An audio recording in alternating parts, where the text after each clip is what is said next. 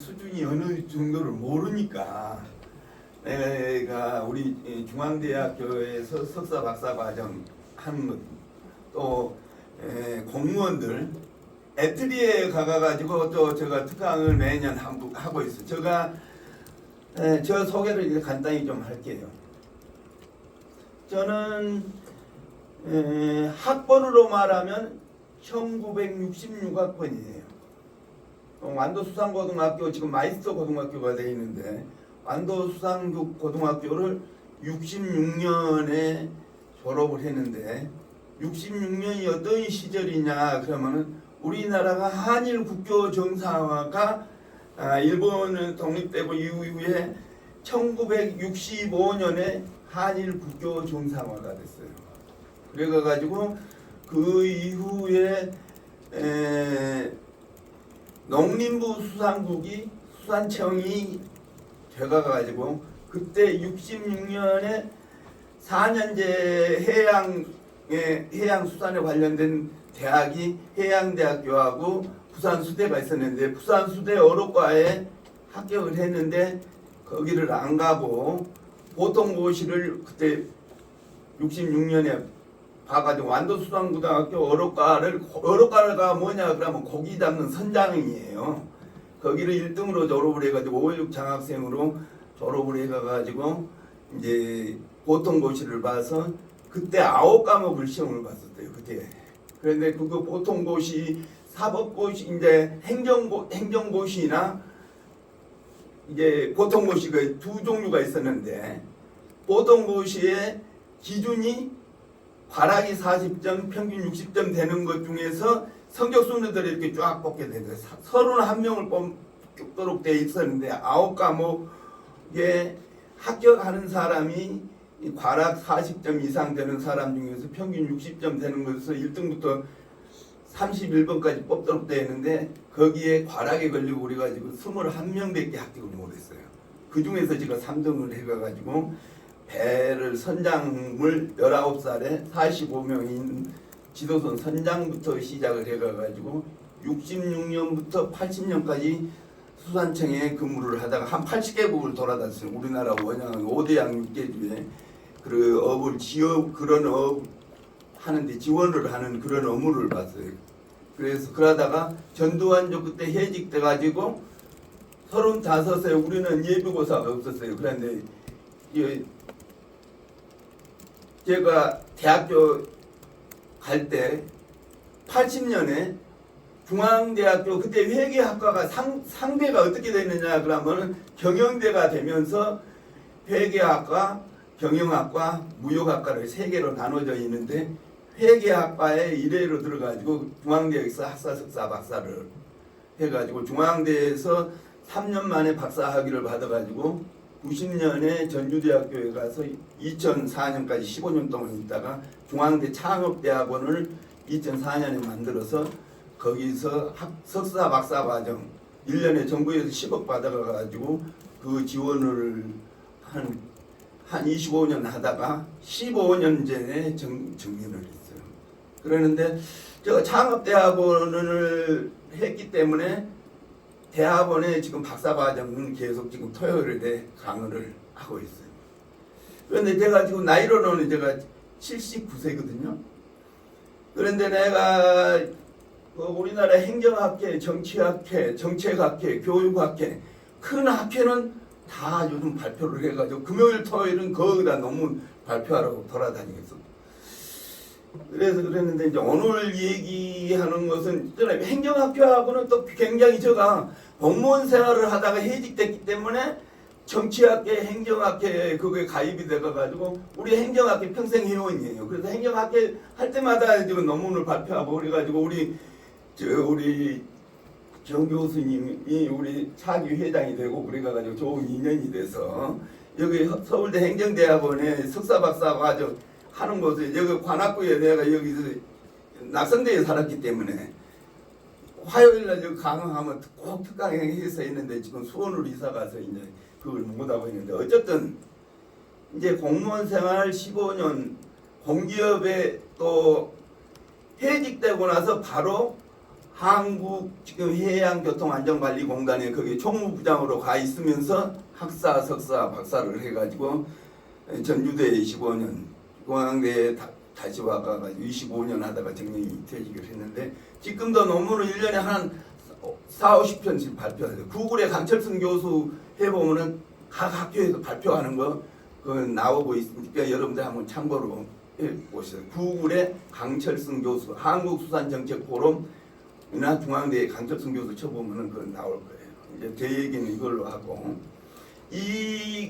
요거 인공지능에 관한 얘기를 많이 하고 있는데 그거 뭐 여러분들이 잘 알고 있고 조금 전에 또 우리 정 교수님 강의하는 것 봐보니까 그 통계학을 석사 박사 과정을 하면서 제가 10년을 통계학을 가르쳤어요. 왜냐 그러면 회계학을 하려고 회계 금융 하려고 그러면은 제일 기본이 돼 있어야 하는 것이 경영수학하고 통계학을 해야 하는데 회계학 금융은 거의 다 통계 경영수학 통계학이 기반을 해가지고 실증 분석을 하기 때문에 이 통계를 모르면 뭐 아무것도 할 수가 없으니까 그래서 통계에 그것을 또 회계학 증권을 가르치려고 그러면은 그 이제 회계 원리 재무 관리 뭐 금융 이런 거 있는데 제일 가르치기 싫은 것이 통계학하고 경영수학이에요. 그런데 첫서 박사과정 나오면은 다 회계 원리나 뭐나 이렇게 하려고 그러는데 하는 사람이 없어도 가보면은 통계학 할 사람이 없다고 해달라고 그래가지고 석사 박사 과정을 하는 거 막 그 통계학을 실증이 날 정도로 그래 통계학을 해서 실증 분석을 하거나 뭐다거나 하는 걸 할 때 봐보면은 제가 잘 집어내죠. 여기 통계학에. 그래서 이제 이 조금 전에 이 얘기하는 거 정 교수님 강의하는 거 쫙 보니까는 그 통계에 관련되어 있는 것들을 기억이 많이 납니다. 그런데 어쨌든 여기가 그 양이 많기 때문에 지금 아까 얘기를 했지만 여러분들이 다 알고 있는 상황을 중복해서 하는 것도 많고 또 하나 우리는 이제 경영 경제를 나는 정치 경제 사회 이런 교육을 다양하게 했기 때문에 우리나라의 전반적인 세계의 경제의 문제점은 뭐고 우리나라의 현재 정치 경제의 문제점은 뭐고 그 중에서 이제 경영에 관련되어 있는 것, 그 중에서 또 회계에 관련되어 있는 것 이렇게 포커스를 두드려서 해야 하는데 어떤 주제 하나만 가지고 딱 얘기를 하기에는 여러분들의 수준이나 뭘 기대를 하는 것을 모르기 때문에 제가 전반적으로 우리 세계 경제, 우리나라 경제, 현재 우리나라의 문제점 그 중에서 포커스를 좁혀가가지고 우리가 이제 경영의 문제점, 정치 행정에 관련된 문제점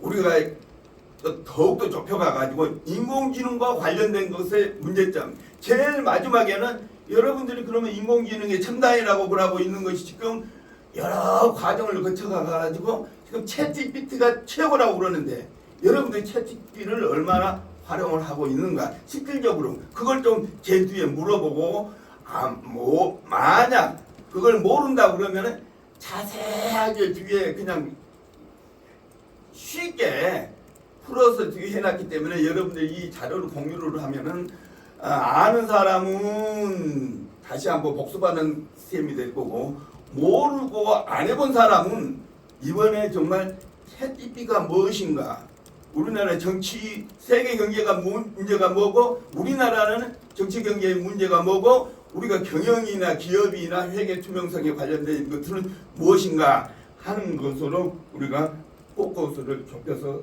살펴보도록 하겠습니다. 시간이 없기 때문에 자료들을 한 80페이지 정도 되어 있기 때문에 여러분들이 이 자료를 뒤에 레퍼런스도 최근 것으로 지금 해놨기 때문에 여러분들 한번 보고 석사 박사 논문 쓸 때 활용을 하고 이 데이터들이 거의 다 업데이트되어 있는 거예요. 어느 것을 활용을 하더라도 여러분들은 석사 박사 논문을 쓰는데 우리나라의 전반적인 경제에 관련되어 있는 그 데이터들을 여러분들이 활용할 수 있기를 바라요. 발표하는 순서는 세계와 한국 정치 경제의 문제점 아주 포괄적으로 몇 개. 두 번째, 그 중에서 한국의 정치 경제의 당면 문제는 무엇인가? 세 번째, 한국의 인공지능 시대의 혁신 변화 방향을 어떻게 하고 있고, 정부는 어떻게 하고 있고, 실질적으로 기업이나 이런 어떻게 하고 있는가? 네 번째, 우리가 입법, 사법, 행정이 지금 우리나라에 상권 분립이 되어 있는데 상권 분립을 하는 입법, 행정, 사법의 혁신이 제대로 되고 있느냐? 세계는 아주 인공지능이라고 엄청나게 바뀌어 있는데 정치하는 사람, 경제하는 사람, 기업하는 사람, 교육을 가르치는 사람은 거기에 맞게끔 변화를 하고 있는가 하는 문제.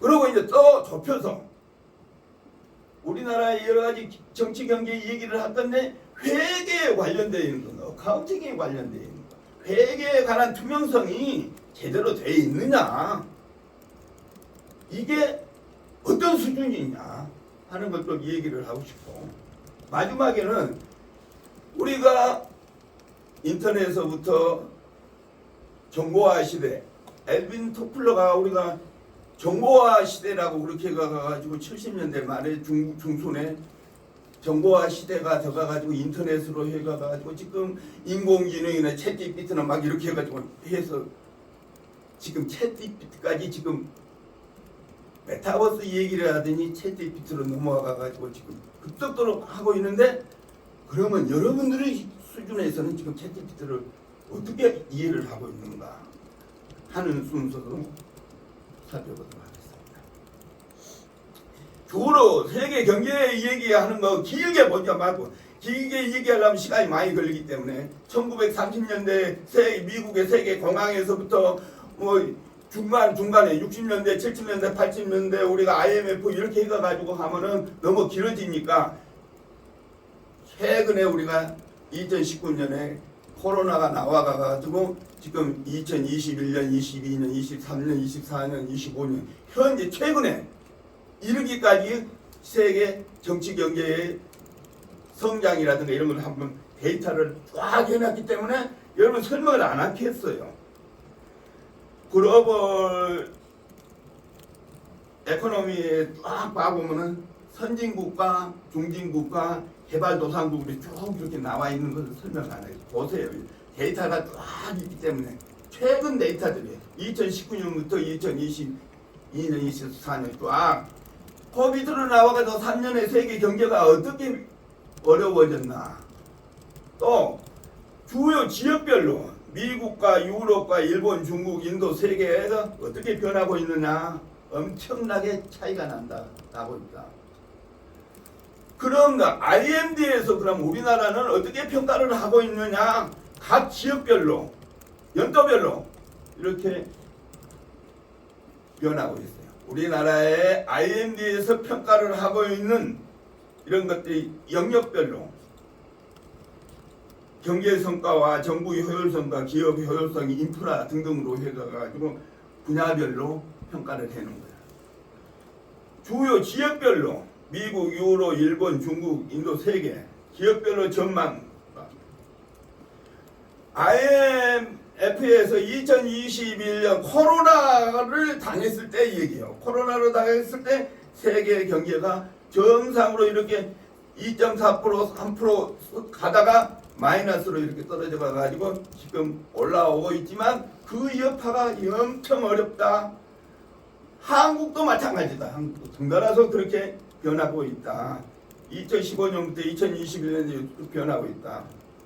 코로나 이후에 세계 중기의 경제 성장 추이도 중국, 인도, 인도네시아, 브라질, 이 중국과 인도와 인도네시아, 브라질, 이 러시아, 브리티시라고 해요. 브리티시. 이 나라들이 엄청 우리나라의 정치 경제에 영향이 많다. 중국을 위주로 해가지고 과거에는 미국을 위주로 수출을 했는데 미국을 보다도 중국으로 넘어가가지고 중국과 FTA를 해가지고 우리가 했는데, 지금 코로나 이후에 G2로 미국과 중국이 싸우는 통에 우리가 중국에 있는 것도 거의 철수해 가가지고 우리가 어디로 가고 있냐? 베트남이나 인도나 인도네시아로 가고 있다. 엄청 정치 경제 환경이 뒤바뀌고 있다. 그러면 최근에 길게 보지 말고 최근에 문재인 정부와 윤석열 정부의 현재 당면하고 있는 문제, 첫째, 경제 성장이 우리 예측대로 전혀 가고 있지 않고 저성장으로 내리꽂고 있다. 두 번째, 우리나라의 큰 해결해야 할 문제점, 저출산에 관한 문제. 뒤에 통계 자료가 쭉 나와요. 110만 명씩 낳았던 것이 90만 명, 60만 명, 50만 명, 작년에 0.75 OECD 최저의 출산율을 가지고 있는 이 문제가 해결이 안 되면은 어렵다. 뭐 저출산위원회 이번에 뭐 부총리급으로 만든 그러면은 많이 낳았냐? 그것도 15년 동안 286조를 투자를 했는데 전혀 개선되지 않고 있다. 박정희 대통령이 모든 1차 5개년, 2차 5개년 모든 경제정책을 잘해가지고 그것을 기반으로 해가지고 우리가 8, 9% 성장을 해서 세계 7위권에 우리가 선진국이 돼 있는데 박정희 대통령이 제일 잘못한 것이 뭐냐? 아들, 딸 구별하고 하나만 낳아 잘 기르자 해가지고 이 저출산에 관련되어 있는 그 정책이 지금 엄청나게 어려운 상황으로 바뀌고 있다. 저출산에 관한 문제, 또 여러 가지 정부가 문재인 정부에 대한 녹색성장이니 창조경제이니 4차 산업혁명이 요란하게 했지만 그 결과는 제일 여러 대통령 중에서 실패하는 정부로 끝났다. 거기에 관련되어 있는 이런 것, 또 그 아버지 제일 우리나라의 문제점, 노동 생산성에 따라서 임금이 올라가야 하는데 우리나라는 한노총이나 이 노총들이 경제 성장과 생산력에 따라서 임금을 올리지 않고 이게 소수의 우리나라 노동 가입률이 얼마냐? 12%에 10% 미만이다. 10% 미만에 가입된 사람들은 엄청나게 돈을 많이 받고 있지만 10% 미만에 가입되지 않는 사람들은 우리가 최저임금도 제대로 못 받는 이런 잘못된 이런 노동정책. 또 회계 투명성에 관한 문제. 이것도 이 얘기를 하려고 해요. 우리나라가 2018년에 회계 투명성에 관한 것을 IMD에서 조사를 했더니 2018년에 63국에 63이 제일 꼴찌, 2019년에 63국에서 62, 2019년에 57위, 작년에 최소한으로 47위에서 37위로 올라가 있지만 세계 경제에 관련되어 있는 지수를 봐보면 우리가 한 7위권인데 선진국의 7위권이 회계 투명성에 관한 것은 37위 선에 있어가지고 역대 대통령 중에서 이명박 대통령, 박근혜 대통령, 노무현 대통령 등등으로 해가지고 슬픈 역사를 가지고 있는 것이 이 회계와 관련되어 있는 투명성이 제대로 지켜지지 않기 때문에 그랬다. 등등 쭉 이것을 한번 우리나라의 현재 정치 경제의 문제점을 여기 요약해 놓은 것이니까 한번 보시고, 그와 관련되어 있는 것, 이번에 총선에서 2011년 4월 11일 총선에서 의당 여러 가지 의석, 이거는 여러분들이 한번 참고로 하시고 다 알고 있는 상황이니까. 또 하나 2010년의 결과가 통계가 저렇게 동서로 이렇게 이념적으로 양분화되어 있기 때문에 이게 이 갈등을 해결하지 않으면은 어렵다. 저거 갈등을 해야 한다. 젊은 사람은 투표를 잘해야 한다. 의식을 잘 가져야 한다. 정치가 변해야 한다. 정치가 경제를 발목 잡는 이것이 개선이 되지 않으면 안 되겠다 하는 거예요. 2020 총선에 관련되어 있는 거 현 정부를 견제하기 위한 거냐, 현 정부를 지원하기 위한 거냐, 이 평가는 여러분들이 이제 따로 하시기를 바라요. 윤석열 정부의 국정평가 보통 대통령의 아무리 대통령의 당선이 되면은 한 30%에서 50% 사이인데 윤석열 정부는 30%를 넘지 못하고 지금 엊그제 선거 끝나고 지금 최저의 부정평가가 23%에 미치고 있다. 아직도 정신 못 차리고 있다. 국민이 뭘 바라고 있는지를 모르고 있다 하는 거예요. 또 하나 이것도 굉장히 중요한 지표인데 한국은 2030 클럽 이전에 2050 클럽이라는 거예요. 2050 클럽 1인당 국민의 GNP가 2만 불 소득에 인구가 5천만이 되는 것을 2050 클럽이라고 그래요. 2050 클럽에 우리나라가 2012년 6월 달에 인구가 5천만이 되고 올해가 GNP가 2만 불 이상 넘어가 가지고 2050 클럽에 아시아에서 일본 다음으로 우리나라가 2050 클럽에 진입을 했다. 2050 클럽에 제일 먼저 진입한 나라가 일본이 87년, 미국 88, 프랑스, 이탈리아가 90년, 독일이 91년, 96년에 영국이 하고 난 다음에 우리가 2012년에 세계 7번째로 2050 클럽에 진입했는데 2050 클럽에 진입하는 나라는 어떤 특성을 가지고 있느냐? 2050 클럽에 진입하는 나라는 3, 4년 안에 세계 경제가 보통 한 10년을 사이를 두고 불황과 호황이 엇갈리는데 불황일 때는 다른 나라보다도 피해가 적으면서 내수를 5천만 이상의 내수를 시장이 있기 때문에 피해가 적게 하면서도 경기가 불황에서 호황으로 하면 엄청나게 빨리 회복을 하고 있는 나라가 2050 클럽이다. 그러니까 2050 클럽에 진입한 나라는 명실공히 세계의 선진국이다. 2050 클럽에 가입하는 나라들은 대개 3, 4년 안에 3만 불 소득, 5만 불 소득, 4만 불 소득, 5만 불 소득 바로바로 회복이 돼버린다. 이번에 우리가 코로나로 전 세계가 어렵지만은 미국은 엄청나게 지금 호황으로 해가지고 하고 있는 것을 여러분들 지금 목도하고 있을 거예요. 미국 이외에는 지금 모든 나라가 지금 어렵다고.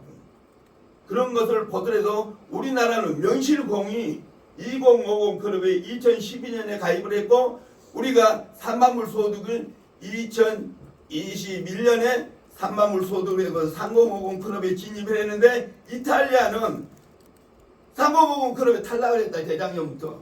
또 일본도 우리나라보다 경기가 이거 소득이 좋지 않는 이런 상황으로 우리나라가 잘하고 있는데 회계 투명성에 관한 것은 아까 OECD국에서 제일 꼴찌다. 이것이 개선이 돼야 한다. 한국 정치, 경제, 사회가 발전하는 과정을 우리가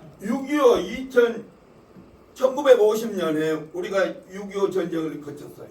6.25 전쟁 당시에 우리가 1954년에 1인당 GNP가 얼마였느냐? 67불이었어요.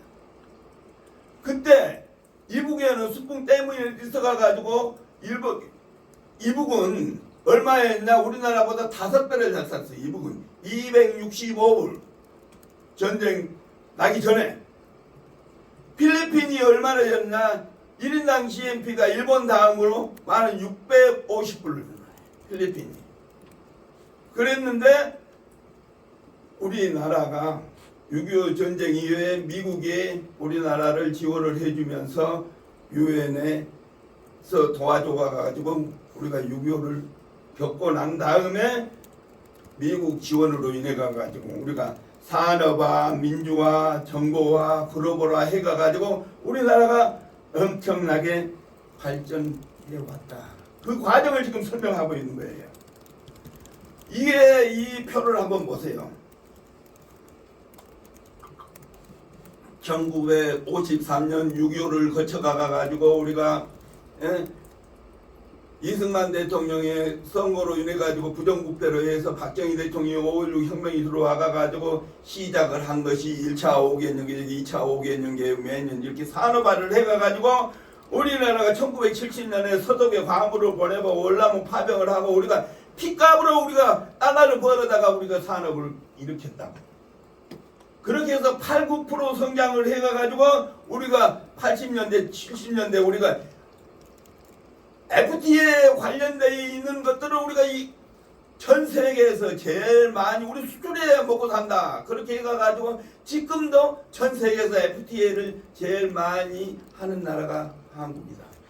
미국, 중국까지 유럽에 있는 모든 나라들과 해가지고 우리가 FTA에 가입하는 그 국가들 한 60개국 됐네. 60개. 전 세계에서 우리나라 수출을 잘해가지고 어쨌든 1988년에 세계 올림픽을 치르고 1995년에 OECD에 가입을 하고 그렇게 해가지고 했는데 1997년에 김영삼 정부 때 세계화에 대한 준비를 안 하고 막 개방을 해놨다가 우리가 IMF를 당해가지고 8, 9% 성장하던 것에 마이너스 성장을 하게 되고 그 이후부터 우리가 8, 9% 성장하던 것이 3, 4% 성장을 해가지고 OECD에 가입한 이후에도 그래도 지속적으로 성장을 해가지고 2021년에 1953년에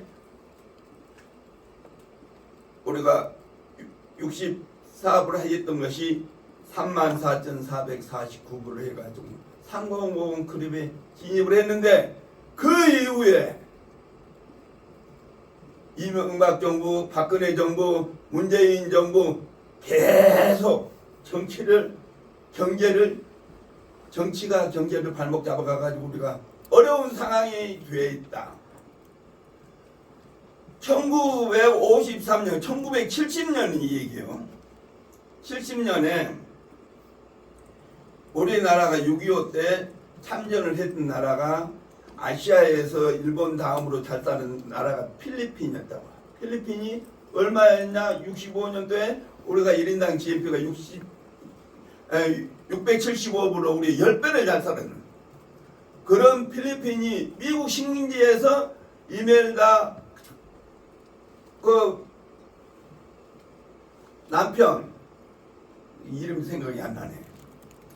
그 부정부패를 해가지고 필리핀이 엄청 지금은 어떻게 하냐 필리핀이 그렇게 선진국이 부정부패로 나라가 망해가지고 지금 어쩌냐 필리핀에서 4년제 대학을 나온 여자가 우리나라에 가정부로 오게 되고 필리핀에서 4년제 대학 나오는 애들이 우리나라에 와가지고 최저임금 미만의 임금을 받고 있는 그런 나라로 돼버리는 것이 필리핀뿐만 아니라 그 당시 때 아르헨티나, 브라질, 멕시코, 칠레 모든 그런 나라들이 민주화에 대한 잘못된 사고로 인해 가지고 그렇게 빈국이 되버리고 우리나라보다 훨씬 잘 사는 나라가 그랬다. 우리나라도 그렇지 않으리라는 보장이 없다. 잘해야 한다는 얘기예요.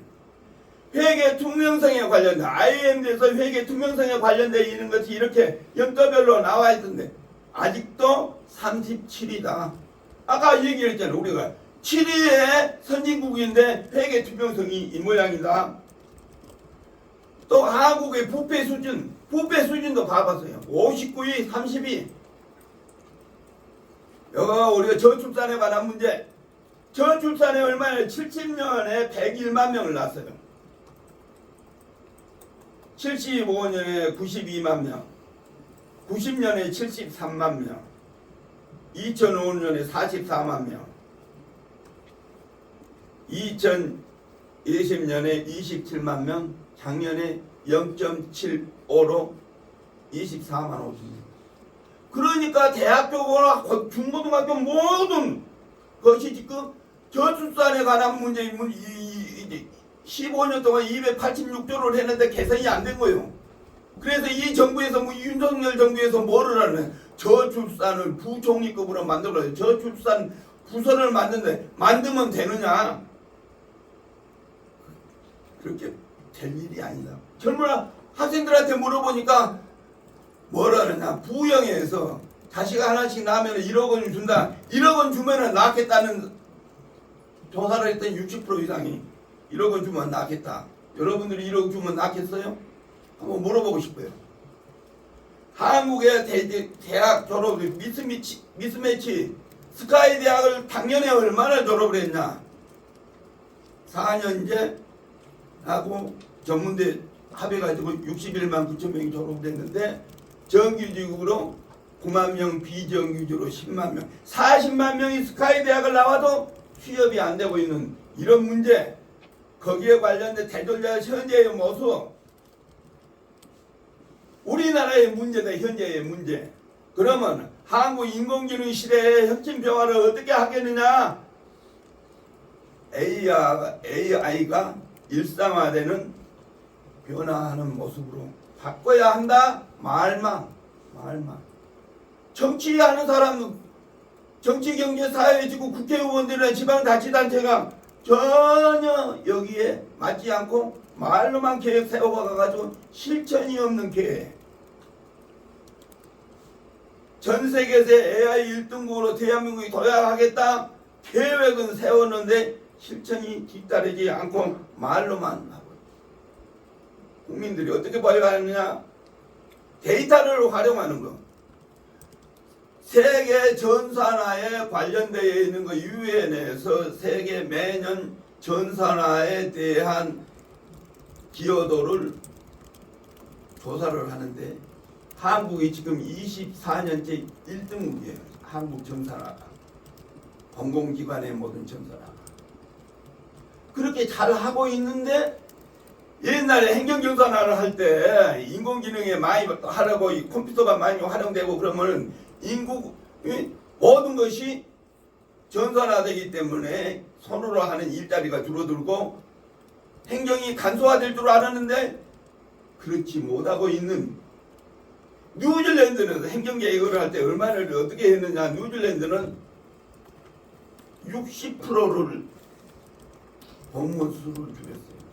67만 명이 되어 있던 것을 42만 명으로. 그렇게 개혁을 해야 하는데 우리나라는 그렇지 못하고 있다. 이 데이터를 활용하는 이런 것들이 계획은 잘 세워져 있는데 아까 얘기하는 입법부, 사법부, 행정 이거 잘 안 돌아가고 있다. 여러분들이 해야 할 일이 엄청 많다. 문화와 관련된 K-팝과 관련된 문화 융합 이런 것도 우리나라가 지금 제일 다른 분야보다도 자유 교재도 많지만 그중에서 교재도 많지만 어쨌든 간에 우리의 잠재 능력을 발휘를 할 수 있는 것이 음악, 미술, 예술 분야, 컬처 분야 이런 것들은 정말 무제한으로 우리가 활성화하도록 하고 모든 교재나 이런 것들을 파지티브 시스템에서 네거티브 시스템으로 우리나라의 모든 법 제도가 허가를 받아야 할 수 있도록 되어 있다니 그걸 뭐라고 그러냐 전문 용어로 파지티브 시스템 우리가 법 제도라고 그러는 거예요. 그것을 새로운 사업이나 새로운 인공지능이나 빅데이터나 우리가 여러 메타버스나 이런 것들은 최소한도로 교제를 하고 문제점이 있으면 그때 제도화해가지고 하는 것을 네거티브 시스템이라고 해요. 네거티브 시스템으로 제도를 해야 하는데 그렇게 하지를 못하고 있기 때문에 우리 그 나라가 여러 가지로 법제도의 문제점이다.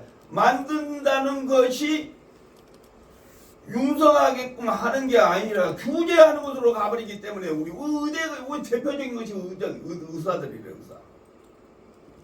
이걸 어떻게 조화를 이루느냐 하는 일들이 여러분들이 지금 배워서 해결을 해야 할 일입니다. 지역 융보가 콘텐츠의 산실 이런 것도 지방자치단체가 특성에 따라서 자유롭게 할 수 있는 시스템이 돼야 하는데 지방자치제가 안 되는 이유. 30년이 지방자치를 했는데 지방자치 자금률이 우리나라가 엉망진창이다. 서울, 인천, 부산, 여기 울산 한 서너 군데 제외했고는 거의 다 재정 자립도가 50%도 안 된다. 전남이나 전라북도 같은 재정 자립도가 20%도 안 돼. 20%. 이래 가지고 지방자치제가 안 된다. 그러려고 그러면은 여러 가지 제도를 중앙정부에 쥐고 있는 것들을 지방으로 내려주고 지방에서 활성화할 수 있도록 해야지. 지방자치제 한다고 그러니까 예산도 없지 아무것도 없지 그렇게 해놓으니까 손발이 안 맞다. 여기 지금 하는 얘기야. 입법, 사법, 행정이 정확하게 제대로 계획 세우고 실행을 하고 평가를 하고 각 분야별로 전문성을 가지고 이거 해야 하는데 다 각자 따로국밥으로 놀고 있다.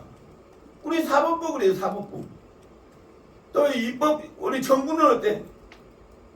또 행정은 이것이 다 우리 따로국밥으로 놀고 있기 때문에 이런 것들이 제대로 갖춰져야 우리가 선진국으로 가지 말만 해가지고 안 된다 하는 거예요. 문재인 정부에서 저성장 양극화 한다고 이렇게 여러 가지 했는데 말로만 23년 부동산 규제 28번이나 부동산 규제 해가지고 청와대에 들어가 있는 정책수석이나 장관들이나 이 사람들은 맨손으로 데모하다가 들어가가지고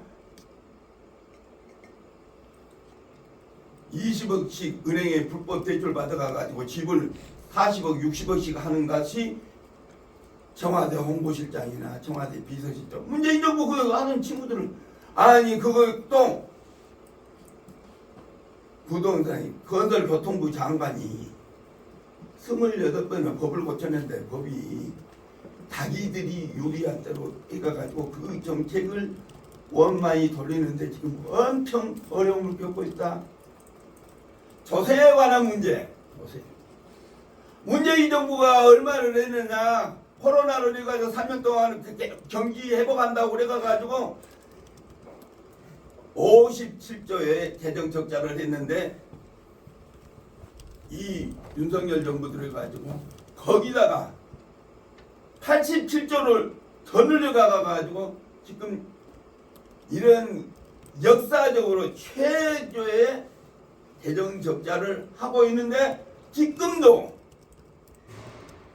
야당에서 전 국민들한테 25만 원 주겠다고 이러니 정신 빠진 사람이 오고 아니 이 돈은 자기들이 주는 거예요? 우리 세금에 전체 우리 인구 중에서 세금을 하나도 내지 않는 사람이 46%가 하나도 세금 내는 연간소득 4,800만 원 미만 되는 사람들은 세금 하나도 안 내요. 46%가 하나도 안 낸다고. 우리나라의 10대 재벌이 전체 세수의 60%를 10대 재벌이 다 내고 있다고. 이런 상황에서 여러분들이 예산이라고 그러면 수입과 지출이 양립되게 해야 하는데 이런 엉터리 같은 정책을 계속 정권이 바뀌었어도 지금 지속하고 있는 이게 혁신이라는 것이 보이지를 않은 국민들한테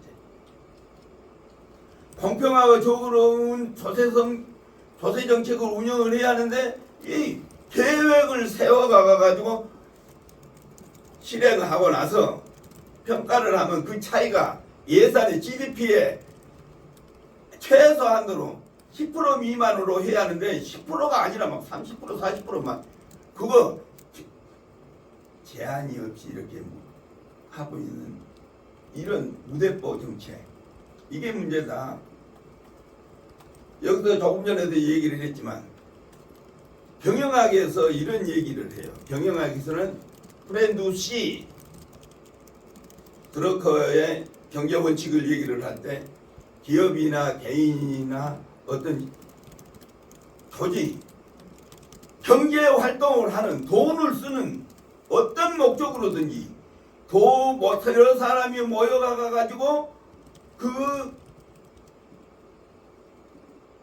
실체라고 그래. 그게 경제 실체, 가정이든 경제 활동을 하는 것이 최소 단위가 가정, 그 다음에는 이런 자선 단체, 비영리 단체, 또 크게 말하면 기업, 더 크게 말하면 우리가 정부, 세계 경제 이런 것들이 거기 그 실체에 합당한 설립 목적에 따라서 브랜드 시한단 말이에요.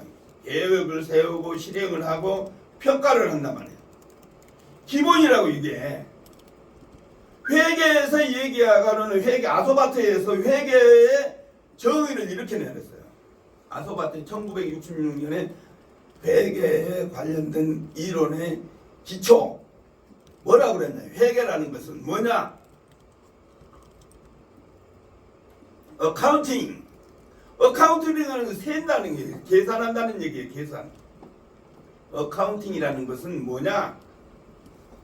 어떤 경제 실체, 개인이든 기업이든 정부든 경제 활동, 돈이 들어가는 그 실체가 그 설립 목적에 따라서 경영 활동을 해요. 활동을 하고 나면은 뭐가 필요하느냐? 돈이 필요하다고. 돈이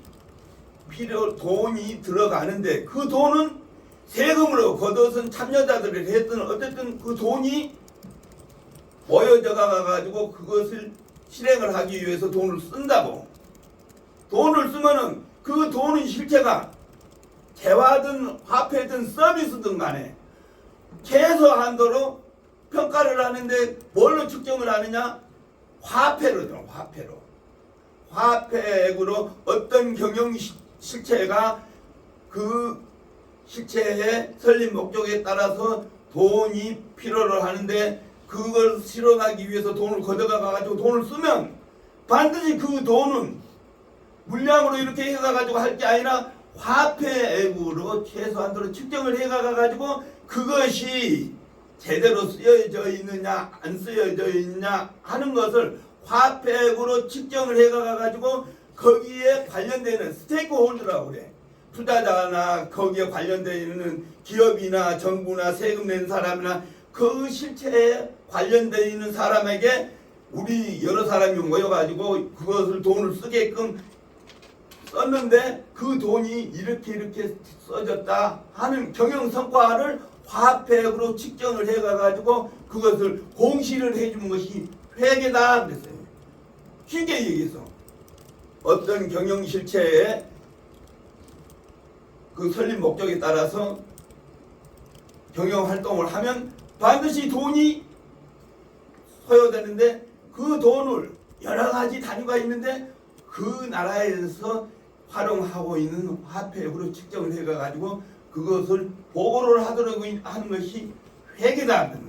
그러면 회계는 어떠냐? 투명해야 한다. 정확하게. 투명하고 정직하고 신뢰성이 있게 그걸 측정을 해가지고 스테이크홀더들 해주는 것이 회계. 루카 파치올레 1900 그 복식국의 원리에도 봐보면 그 모든 옛날에 수도원에서 돈 쓸 때 수도원에 돈 들어가는 것도 그것을 돈을 쓰는 것을 수입과 지출을 명확하게 공시를 해가지고 내 돈 내 호주머니 안 가져가고 이 돈을 받은 것을 잘 썼습니다 하고 보고를 하는 것이 회계고 그것이 어카운트빌리티 하면은 그 책임이 있는데 책임. 돈을 깨끗하게 잘 썼다고 보고를 해주는 회계 책임이래요. 어카운트빌리티 그러면은 부정하게 하지 않고 돈을 잘 썼다는 것을 어카운트빌리티라고 한다고. 그런데 우리가 정책학에서 얘기를 할 때 이런 프렌드는 정책을 위반하고 결정하고 목표를 설정하는 과정. 두 번째, 실행은 예산을 확보하고 정책을 집행하고 현장 실행 확인을 하고 난 다음에 반드시 그것을 계획대로 제대로 쓰여져 있나 안 되나 평가를 해야 한다고. 정책 성과 평가 분석하고 차이 분석을 하고 매리언스를 분석을 하고 그러고 난 다음에 거기서 나오는 것을 피드백을 해요. 좀 계획대로 잘 써졌다 그러면 그걸 지속적으로 하고, 잘못 써졌다 그러면 그 차이, 베리언스를 고쳐가 가지고 다음에 그것을 변화를 예산이나 이런 걸 할 때 반영을 해가 가지고 하는 것이 정책 분석의 기본이다. 아까 얘기했어요. 우리나라에 작년에 이 윤석열 정부 들어가 가지고 87조 적자를 해가 가지고 매년 3월 이전에 국회에 보고를 해가지고 결산 보고를 하도록 해야 하는데, 이번에 선거가 4월 10일이기 때문에 한참 지나가가지고 지금 넘겨가가지고 이거를 했다고. 이런 짓에서는 안 된다는 게, 이런 짓에서 제대로 해야지. 회계 투명성에 관한 거, 여기에 관련된 지금 시간이 어떻게 되나?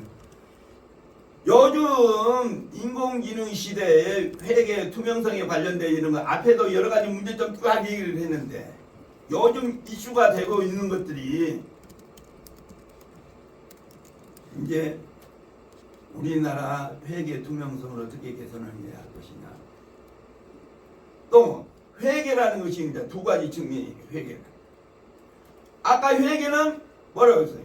어떤 경영 실체에 경영 성과를 내는데 들어가는 돈을 화폐액으로 측정을 해가 가지고 그 경영 성과를 분석을 해서 스테이크홀더, 그 실체에 관련되는 모든 사람에게 공시를 해주는 것이 회계감사예요. 회계감사.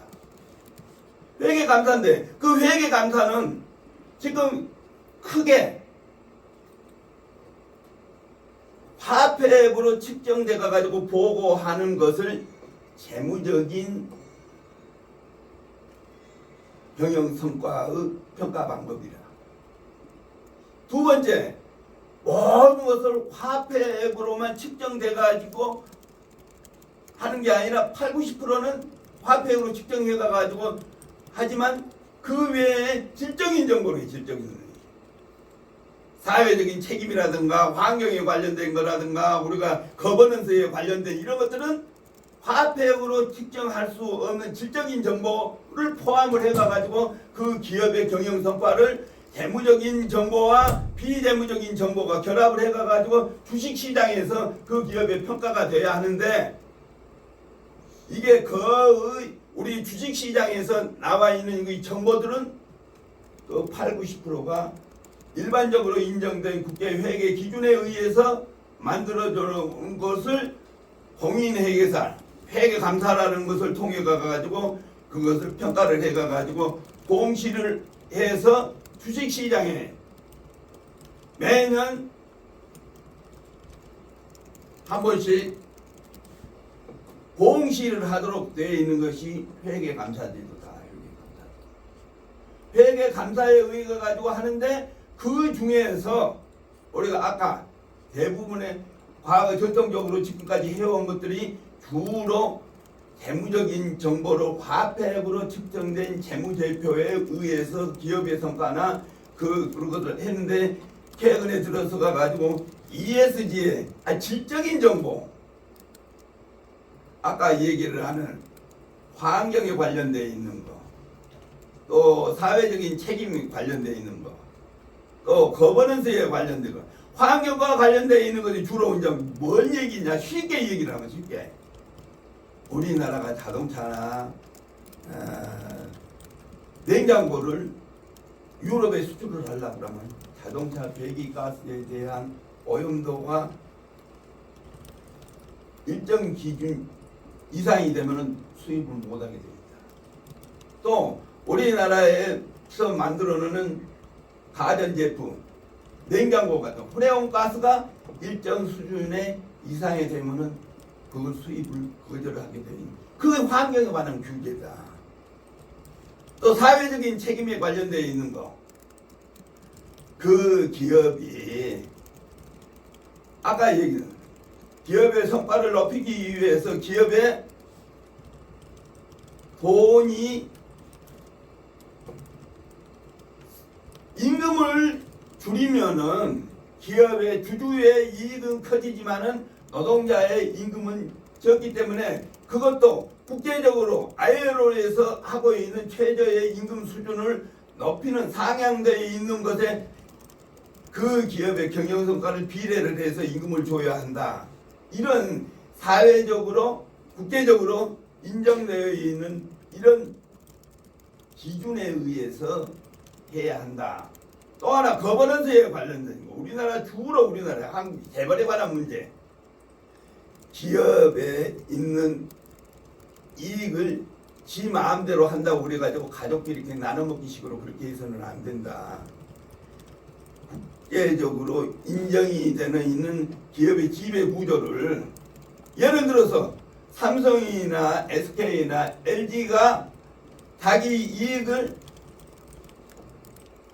자기 가족들한테 자식들한테 혜택을 줘가가지고 공공공연하게 이렇게 여러 가지 원자재라든가 이런 것을 객관적으로 다른 사람과 그 사람의 그 질적인 이런 것들을 고려를 해가지고 해야 하는데 그렇지 못하는 것들 이런 것들을 국제적으로 이런 것들을 규제를 해가지고 국제 수준에 맞는 그런 규제를 해야겠다 하는 것이 ESG이다. 우리가 코로나로 인해 가지고 우리나라가 여러 가지 어려울 때 다른 모든 나라들이 이익만 할 게 아니라 이런 환경과 사회적인 책임과 이런 거버넌스에 관련된 것도 비재무 정보이지만 국제 수준에 하게끔 맞게끔 해야 수준을 제대로 할 수 있도록 만들어 놓은 것이 ESG에 관련되어 있는 경영이다. 그와 관련되어 있는 이런 여러 가지 제도들이 아까 얘기했던 화폐액으로 측정되어 있는 재무적인 정보 플러스 아까 비재무적인 정보를 결합을 해가지고 기업의 성과를 평가를 하겠다 하는 것들이 지금 이제 대두되고 있는 여러 가지 문제점이다. 배가에 관련되어 있는 브랜드우시 여러 쭉 여러 자료를 한번 보시고 투명성 개혁은 어떻게 해야 할 것이냐 하는 거. 개혁을 어떻게 해야 할 것이냐. 회계 투명성에 관련된 개혁을 하려면 감독 당국과 기업과 감사반이 제대로 해야 한다. 이런 것들을 쭉 한번 여러분들 보세요. 감사가 굉장히 중요하다. 감사라는 것은 전문적인 자격을 갖추고 있는 사람이 그 기업에 대한 전문적인 지식을 가지고 평가를 해야 하는데 이 사람들이 갖춰야 할 여러 가지 조건들을 쭉 얘기를 해놓고 있어요. 감사위원회 권한과 책임, 감사위원회 모범 규정, 관리제도 뭐 이런 것을 쭉 얘기를 해놨어요. 우리나라가 해야 할 것. 감사 지정제도 이거 전문적인 것들이라서 여러분들이 한번 보시고 활용은 회계 감독 기능을 제대로 해야 우리가 회계 투명성이 지원해진다. 감독 결과 제재 조치는 어떻게 해야 한다. 감독 결과 이런 것들, 표준 감사 제도, 기타 이런 것들. ESG에 관련되어 있는 거 아까 설명을 했기 때문에 여러분들 ESG의 구체적인 것들을 한번 이론적으로 보완을 할 수 있도록 자료를 쫙 해놨어요. 국내에서는 어떻게 이용을 하고 있고 국제적으로는 어떻게 이익 논의가 되고 있나. 코비드와 관련되어 있는 것들을 지금 시간이 다 돼가기 때문에 조금 이제 챗GPT 이제 마지막 챗GPT 해본 사람. 우리 학생 챗GPT를 어떻게 했어요? 무슨 프로그램을 어떻게 했어요? 스테타 응? 통계 프로그램 관련해서 질문들 했습니다. 아니 아주 쉽게 챗GPT 어떻게 활용을 해봤냐고. 무슨 프로그램을 깔아서 어떻게 하고 그거를 나오면은 무엇이 나오고 뭘 했냐? 무슨 프로그램? 스테타. 예? 스테타 통계 프로그램. 그것은 통계 프로그램이고 세스고 SPS고 뭐 이런 네. 이런 것은 그것은 통계 프로그램이고 챗GPT 얘기하는 거예요. 챗GPT. 또 아까 손들어서 챗GPT 무슨 프로그램을 어떻게 깔아가지고 챗GPT에 뭘 물어봤어요? 해본 사람? 네, 학생. 뭐 챗GPT 무슨 프로그램을 어떻게 깔아서 어떻게 물어봐가지고 결과가 어떻게 나온 거예요? 학생. 오픈 AI에서 제공하는 오픈 AI 무슨 오픈 AI? 웹사이트. 예?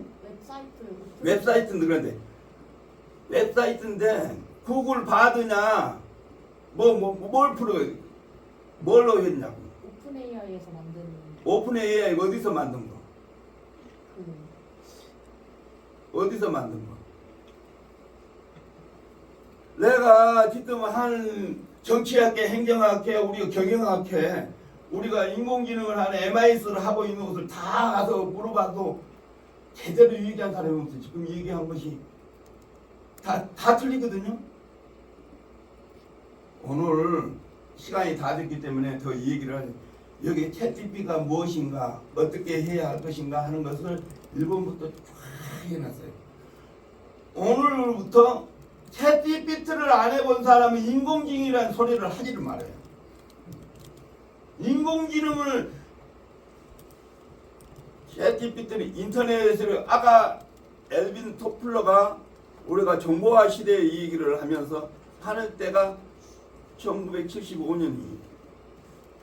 정보화 시대에 가가지고 우리가 인터넷 데스크톱에서 해가가지고 데스크톱에서 지금 한지가 2020년이 돼가가지고 데스크탑에서 뭘 걸어서 노트북으로 바꿔져 가가지고 노트북에서 스마트폰을 나는 스마트폰으로 해요. 모든 다 스마트폰으로 해가지고 스마트폰으로 활용을 하고 있는데 스마트폰에서 챗GPT를 활용하지 않는 사람은 인공지능을 얘기를 하면 안 돼요.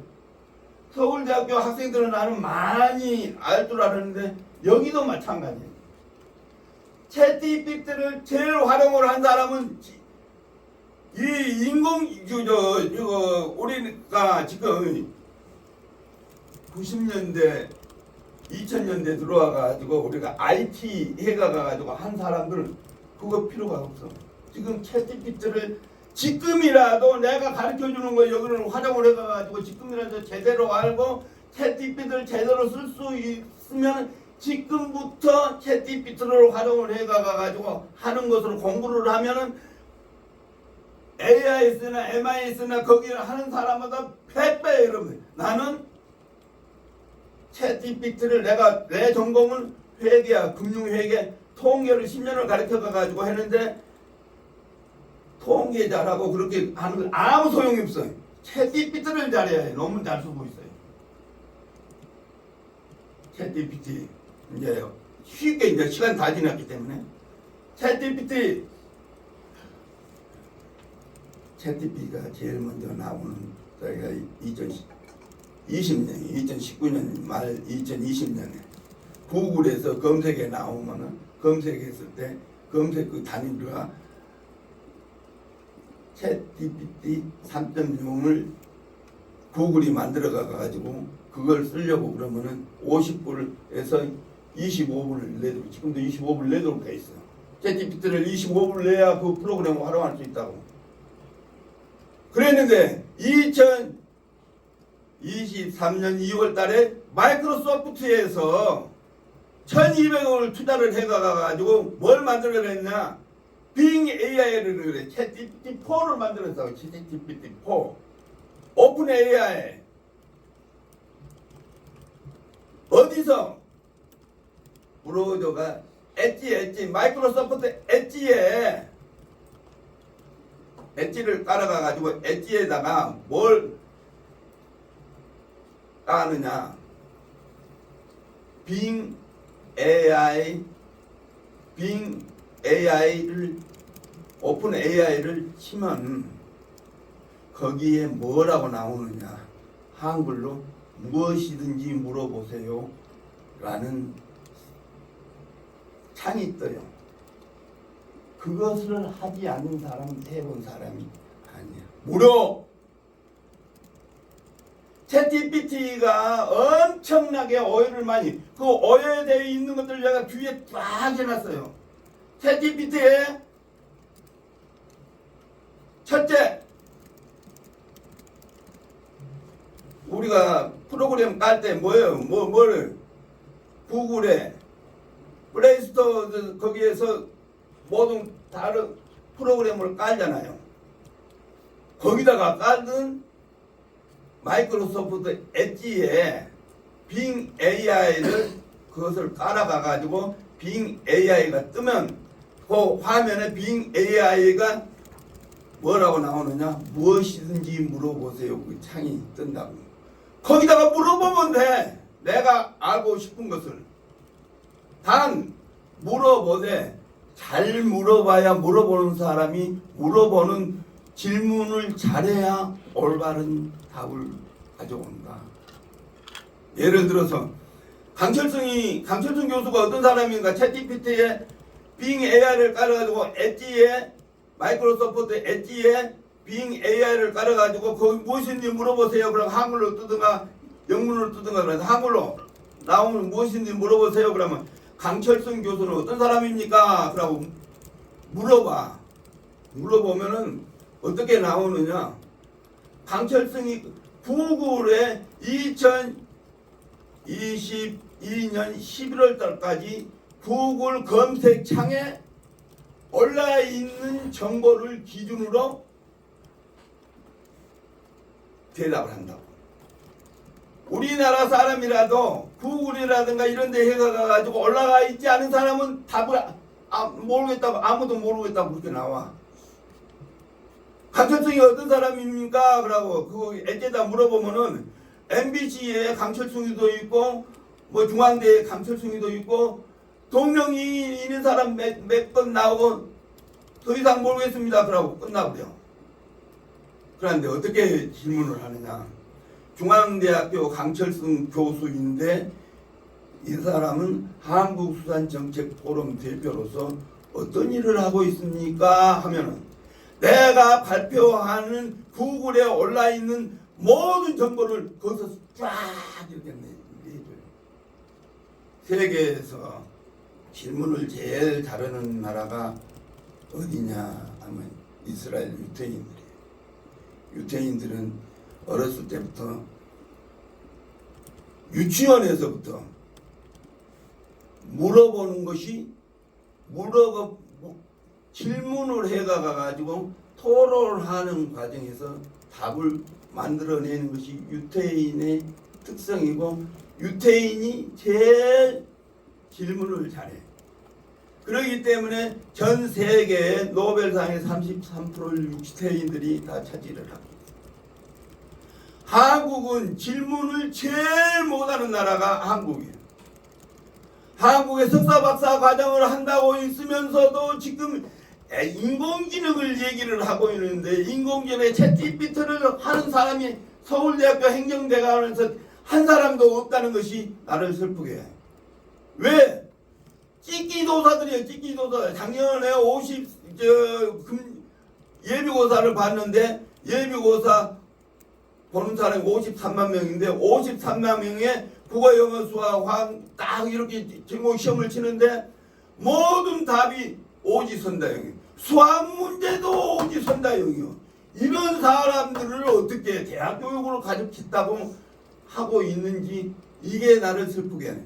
그러니까 내가 공무원 시험이나 5급 이상 하는 사람들이나 여기 우리 석사 박사 중앙대학교에서 뽑을 때 주관식으로 이렇게 문제를 내놓으면은 공부를 제대로 한 사람이라면 키워드를 중심으로 해가가지고 중심적인 얘기를 몇 줄을 써야 하는데 전혀 그런 것이 훈련이 안 돼 있어. 찍기도사들만 만들어놨기 때문에 그거 뭐 써봤어야지. 3줄을 넘기지를 못해. 기본이 안 되는 거지, 기본이. 이렇게 그 챗GPT가 무엇인가, 도대체 챗GPT는 무엇인가 하는 걸 쫙 설명해서 1번, 2번, 3번, 4번 쫙 해놨어요. 쫙 보세요. 한번 누가 어떻게 챗GPT가 인기가 있는 이유가 뭐고, 누가 챗GPT를 소유하고 있고, 챗GPT는 어떻게 작동하고 있고, 챗GPT는 어떻게 사용하고 있나 쫙 거기 있는 챗GPT의 검색 엔진과 차이점은 무엇이고, 최고 챗GPT 기반의 프로그램 확장 프로그램은 어떻게 하고, 챗GPT 트랜스포머 기반이라는 것이 무엇인가, 챗GPT가 고급스러운 이거 어떻게 쓰고 있나? 챗GPT에 관한 질문 쫙 해놨어요. 챗GPT에 관련된 챗GPT에 대한 잘못된 이런 것 오해되어 있는 것들도 쫙 얘기를 해서 이용자들을 어떻게 활용하고 있나, 이걸 고급적인 언어로 어떻게 챗GPT가 활용되고 있느냐, 챗GPT 열풍이 어떻게 되고 있고, LLM 이런 구글에서 하고 있는 것도 어떻게 하고, 구글의 실수, 마이크로소프트, 바드, 챗GPT의 문제점과 미래 전망 쫙. 이제 마지막 1930년도에 마하트마 간디가 영국의 지배에서 5억의 인도가 영국의 지배에서 벗어나려고 그러면 어떻게 해야 하느냐. 우주항공의 마하트마 간디가 1930년도에 하는 얘기가, 인도가 새로 개혁이 되려면 7가지 죄악에서 벗어나야 한다. 첫째, 지금 우리나라 한번 들어봐요. 원칙 없는 정치, 땀 흘리지 않는 노동, 양심 없는 쾌락, 인격 없는 교육, 도덕성 없는 기업 비즈니스, 인간성 없는 과학, 희생 없는 종교. 이 7대 제약이 개선이 되지 않으면 우리나라 또 필리핀이나 아르헨티나 브라질이나 베네수엘라 같이 우리가 망할 수 있다. 마지막 2016년도에 4차 산업혁명을 얘기를 할 때 거기서 스위스 다보스에서 이 얘기하는 유엔에서 권고하는 사항, 어떤 나라들이 빈곤에서 벗어나가가지고 지속적으로 성장을 하려면 21세기는 이런 것들을 갖춰야 한다. 첫째, 일반적인 교양을 갖춰야 한다. 문명을 퇴치를 해야 한다. 글을 배워가가지고 신문이나 방송이나 모든 것을 세계 정치, 경제, 사회를 이해를 할 수 있는 일반적인 교양을 갖춰야 한다. 그거 쫙 8가지 이런 것도 나와 있어요.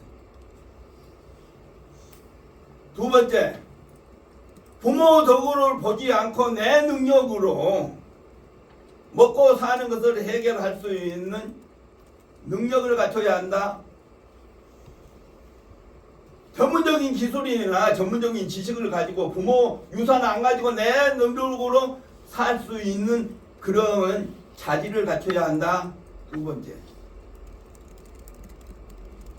일반적인 교양을 갖추고 남이 내가 부모도 안 보고 내가 살 수 있는 전문적인 기술이나 전문적인 지식을 가졌다면, 많이 배운 사람은 배우지 않는 사람을 가르치고, 돈이 많은 사람 빌 게이츠나 마이크로소프트는 워런 버핏이나 카네기나 이런 사람 같이 자기 재산을 불쌍한 사람한테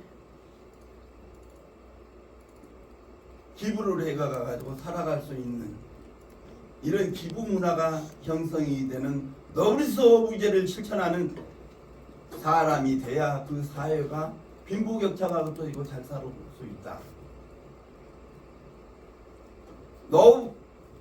노블리스 오브 유제를 대표적으로 실천하지 않는 사람을 문재인 정부에서 든다면, 부끄럽게도 서울대학교의 법과대학 출신인 조국은 법과대학을 1등으로 들어와가지고 1등으로 졸업했어요.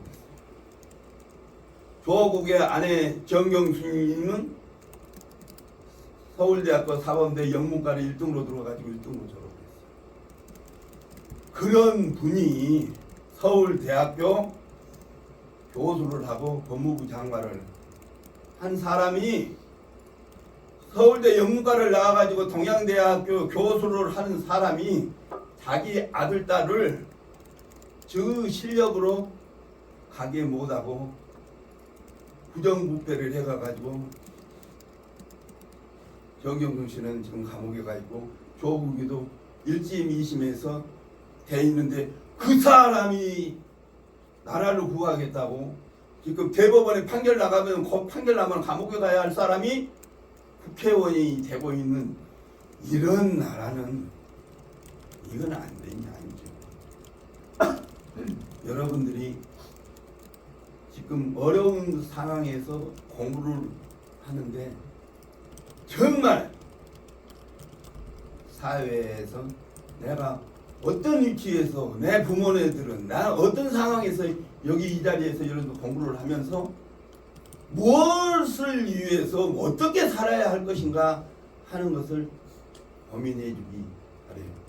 제 발표는 여기서 마치겠습니다. 질문 있으면